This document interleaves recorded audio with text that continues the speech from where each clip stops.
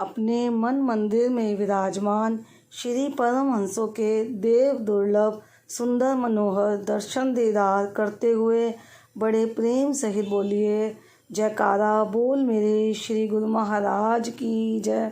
सभी का मेरे YouTube चैनल पर हार्दिक स्वागत है। आप सभी से अनुरोध है वीडियो को अंत तक ज़रूर देखिएगा।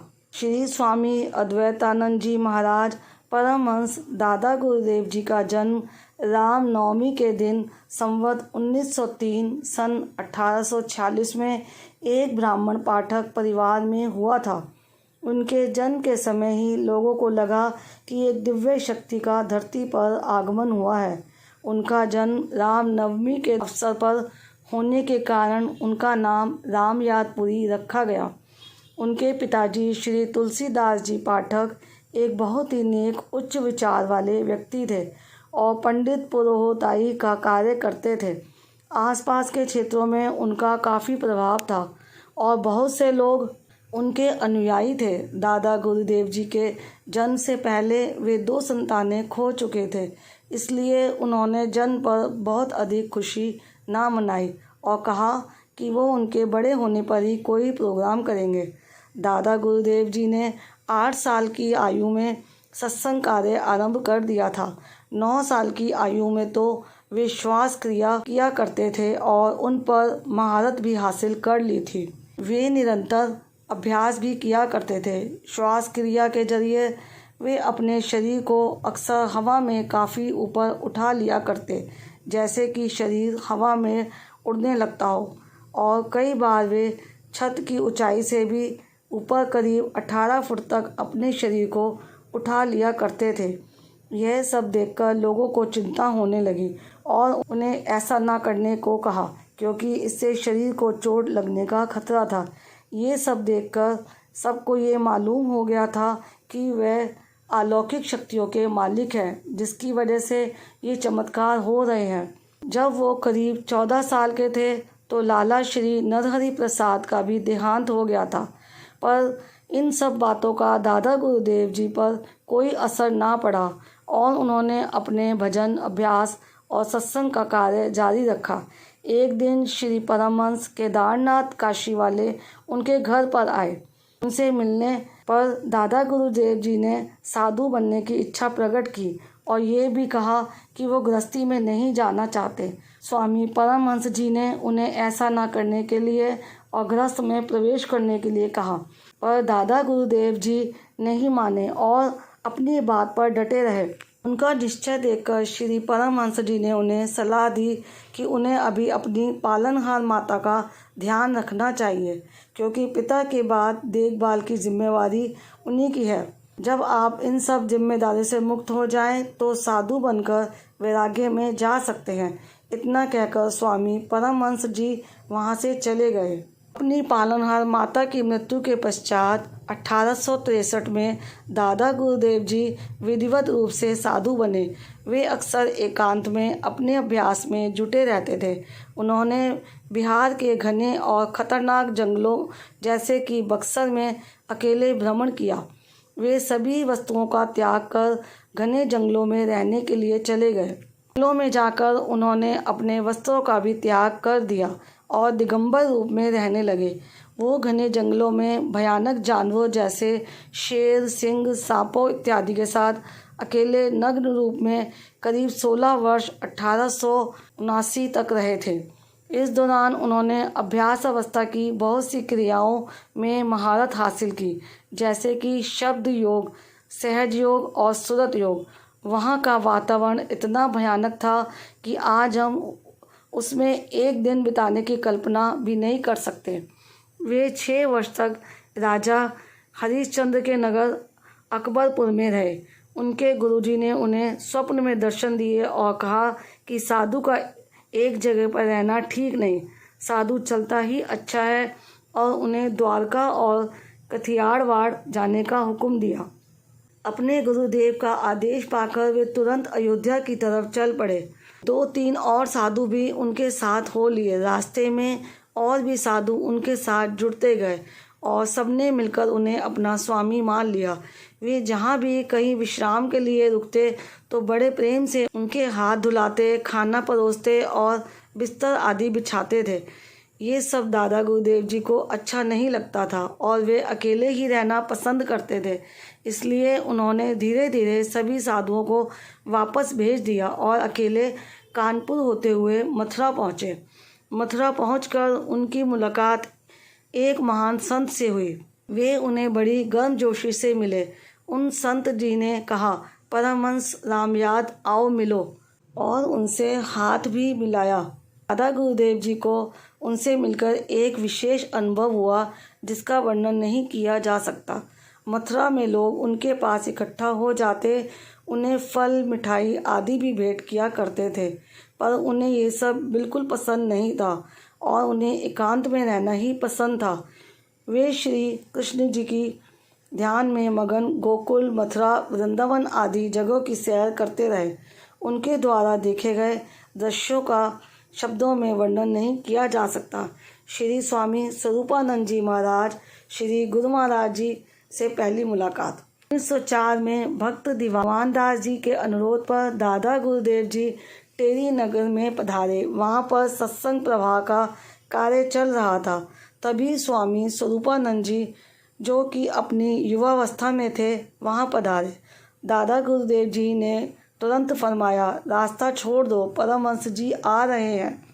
सभी हैरान होकर देखने लगे कि कोई संत महापुरुष तो दिख नहीं रहा, फिर ये किसे परमहंस कह रहे हैं।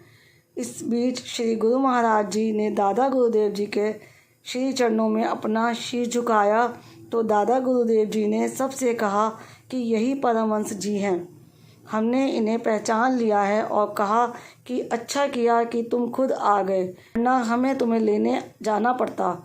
हम यहाँ तुम्हारे लिए ही आए हैं। और फिर उन्हें अपने शिष्यों में शामिल कर लिया। 7 जनवरी 1915 को दादा गुरुदेव जी टेरी जिला कोहाट में गए। उस समय खूब सर्दी पड़ रही थी, पर उन्होंने अपना शरीर वृद्ध होने के बावजूद भी केवल एक मलमल का चोला पहना हुआ था। अत्यधिक सर्दी की वजह से 11 फरवरी 1915 को शाम के करीब 7 बजे उन्हें शरीर के दाएं हिस्से में पक्षाघात हुआ। विभिन्न जगहों जैसे बन्नू, कोहाट से डॉक्टर, हकीम उनके इलाज के लिए बुलवाए गए, पर उनकी सेहत में कोई विशेष सुधार न हुआ। इस बीच उन्होंने अपना सत्संग का कार्य जारी रखा और संगत को इतला देने से मना कर दिया। अक्टूबर 1915 में जब सर्दी दोबारा पड़ने लगी तो शिष्यों ने उन्हें एक रिजर्व गाड़ी के द्वारा आगरा ले जाने का निश्चय किया। आगरा पहुंचकर वे नंगलापड़ी में कृष्णा द्वारा में रुके। वहां बहुत से गणमान्य व्यक्तियों ने आकर उनके दर्शन किए। जयपुर से लाला सूरज बख्श, लाला हजारी लाल भी आए और उनसे जयपुर चलने की प्रार्थना की और ये कहा कि जयपुर की आबो हवा उन्हें हमेशा से ही फिक आई है। दादा गुरुदेव जी 8 जून 1916 को जयपुर में पधारे और बद्रीनारायण की लाल डोंगरी में निवास किया। Doctor Daljung Singh, residency surgeon Jaipur, ने उनके चेकअप, इलाज इत्यादि की ड्यूटी संभाली और वो नित्य उनका चेकअप करने आया करते थे और अपनी ड्यूटी को बड़े ही प्रेम और सेवा भाव से निभाते थे। उन्होंने कभी कोई फीस भी नहीं ली। वो निरंतर कोशिश करते रहे, पर दादा गुरुदेव जी की तबीयत में कोई खास सुधार न हुआ। दादा गुरुदेव जी ने एक दिन कहा कि डॉक्टर साहब बड़े प्रेम से सेवा कर रहे हैं, पर उन्हें रोज़ आने से कष्ट होता होगा, साथ ही खर्चा भी अवश्य होता है। रोज़ रोज़ मोटर कार में आना होता है, इसलिए अब हमारी इच्छा है कि वो रोज़ ना आकर कभी कभी आ जाया करे। पर डॉक्टर साहब ने फिर भी आना जारी रखा और सेवा का धर्म निभाते रहे।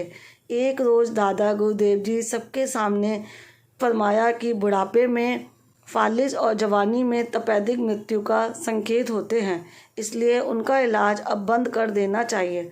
पर उनका इलाज लगातार उसी तरह चलता रहा। एक दिन टेरी से उनके कुछ शिष्य आए और दादा गुरुदेव जी को टेरी चलने की प्रार्थना की। इस पर जयपुर के लोगों ने वहाँ के सर्दी के मौसम और दादा गुरुदेव जी के स्वास्थ्य की चिंता जाहिर की और कहा कि उनका शरीर वहाँ का मौसम कैसे बर्दाश्त करेगा। टेरी वालों ने ज़िद की और कहा कि अब मौसम बदल गया है और सभी प्रेमी मिलकर उनकी दिन रात सेवा करेंगे।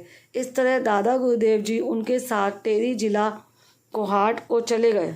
टेरी पहुंचकर उनके शिष्यों ने उनकी दिन रात जी जान से सेवा की, पर उनकी हालत में कोई सुधार ना हुआ। पर उन्होंने सत्संग प्रवाह का कार्य जारी रखा और शिष्यों को लगातार उत्साहित करते रहे।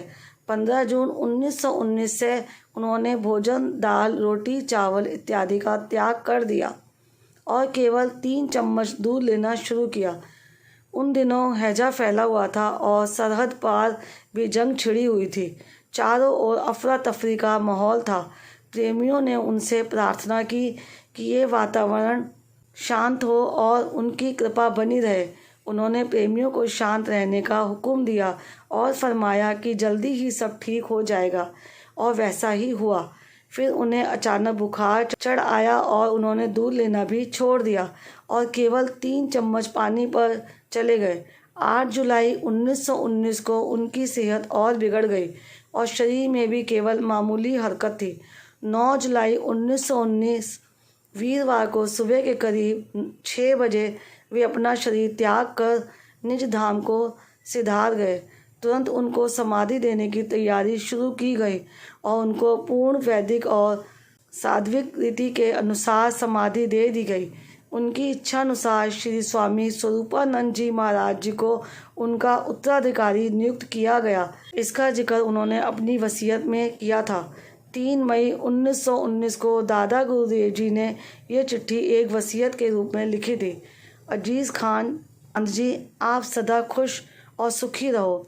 भविष्य की शुभकामनाओं के साथ आगे ये समाचार है कि सभी नए और पुराने सत्संगियों को ये सूचना दी जाए कि श्री महाराज जी के अनुसार 2 तरह के उत्तराधिकारी होते हैं, जिस्मानी और रूहानी। ये सबको मालूम है कि बाबा विशुद्ध आनंद जी पिछले 1 वर्ष से जिस्मानी उत्तराधिकारी हो चुके हैं। रूहानी उत्तराधिकारी श्री स्वामी स्वरूपानंद जी हैं। जो कोई उनसे सत्संग सुनेगा, उनको मानेगा और इनसे उपदेश लेगा, वो बहुत ही लाभ प्राप्त करेगा। ये हमारा आशीर्वाद है।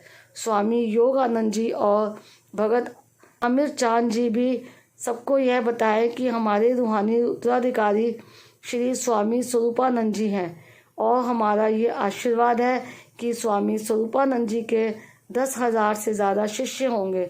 जो कोई इनका सत्संग सुनेगा और इनसे उपदेश लेगा, उसे हमारा आशीर्वाद प्राप्त होगा। बोलो जयकारा बोल मेरे श्री गुरु महाराज की जय। श्री परमहंस दादा दीनदयाल महाराज जी की जय। घटघट वासी भगवान की जय। उम्मीद करती हूँ ये वीडियो आपको अच्छी लगी होगी।